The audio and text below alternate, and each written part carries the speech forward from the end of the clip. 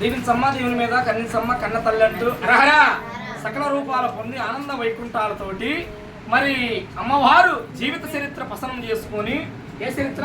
శ్రీ లక్ష్మి అమ్మవారు జీవిత చరిత్ర మరి సారంతా తెచ్చిందా అరహరా. మరి కరిపోకు తేలేదని ఎవరినని పంపించాడు. ఎవరిని నువ్వు చెప్పు. నువ్వు ఎవరిని పంపించాడు?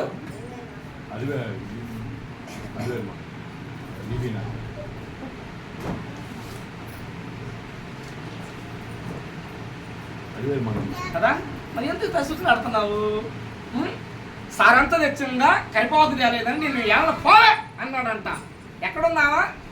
అలివేలు మంగాపురంలో ఉన్నది. అటులనే మరి ఆమెకి ఇష్టమైంది అరహరా. నాకు ప్రీతి కలిగింది వైకుంఠమైన ధరాలతో శ్రీనివాసుడు 7 కొండల మీద వెలిసి ఉన్నా ఎక్కడికి వచ్చాడు? అలివేలు మంగాపురంలోకి వచ్చాడు. ఎందుకు వచ్చాడు? ఈమె ఎక్కడ ఉంది? ఇక్కడ వెలిసి ఉన్నది. మరి రహదారి పోదారిగా తరుణం చేసుకొని ఆనంద రూపాలతో శ్రీవారు మెట్టులు అంటారు వాటిని. అది రహస్యవరం, ఎవరికి తెలియదు. తెలిసిన వారు ఎక్కువ దానికి పోరు.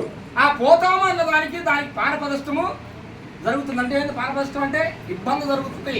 ఆ ఆలయ ప్రాంగణానికి వెళ్ళే శ్రీవారి మెట్టుల్లో ఇబ్బందికారం కలుగుతుంది. అయ్యో శ్రీవారు వెళ్ళగా మేము ఎందుకు వెళ్ళగలుగుతాం? భక్తులు భగవంతుడి మీద భారం వేసి వెళుతూ ఉంటారు. అటులనే మరి అలివేలు మంగాపురంలో వెలిసిన మహాతల్లి ఆనంద రూపాలు తిరిగించి కరిపాకు తేలేదని వేలనని పంపించిన ఈ స్వామి ఆనందమైన కరియాపాకుతోటి మళ్ళీ నైవేద్యాన్ని తిరిగించి వైకుంఠమైన దళాలతో వెలుగుతానని ఇంద్ర సాక్ష్యం, ఈ ఇంద్ర సాక్ష్య శ్రీనివాస సాక్ష్యం మీకు నేను ప్రమాణ పని చేస్తున్నాను.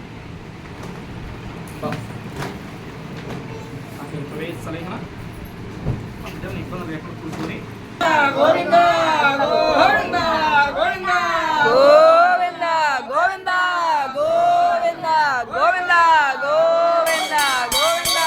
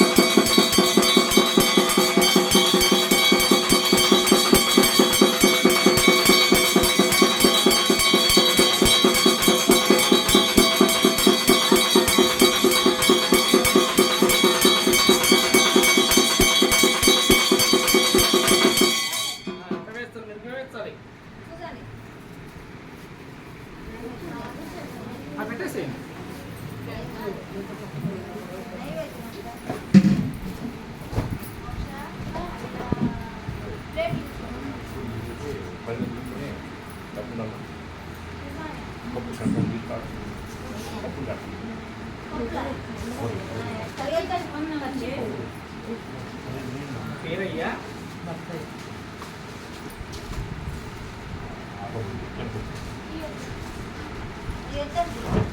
ఏదమ్మా?